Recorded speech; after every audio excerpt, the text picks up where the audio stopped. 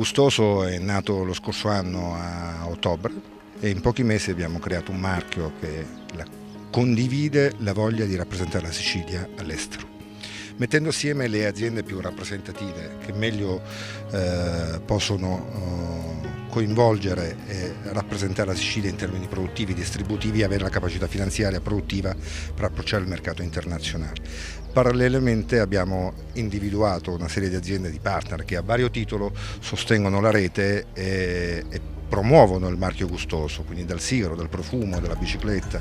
Questa è l'idea di comunicare un brand avendo la forza della condivisione. Questo è l'elemento vincente di questo progetto. Abbiamo aperto una società negli Stati Uniti, il nostro core business è la grande distribuzione americana, quindi portare il Made in Sicily negli Stati Uniti. Abbiamo fatto la presentazione in occasione del Summer Frenzy Food, che è l'evento più importante negli Stati Uniti legato al food. Abbiamo degli chef che sono i nostri ambasciatori nel mondo, quindi raccontano l'arte del gusto attraverso i loro piatti. Abbiamo chiuso degli accordi importanti con dei player della grande distribuzione americana.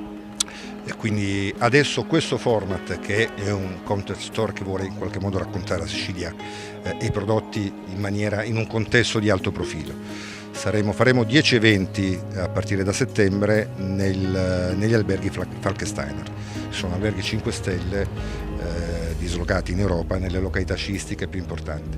E quindi in quel contesto porteremo il nostro chef che racconterà i prodotti attraverso una sua reinterpretazione della cucina siciliana e racconteremo e promuoveremo anche l'arte del gusto, quindi porteremo tutto ciò che riguarda la Sicilia all'interno di un contenitore.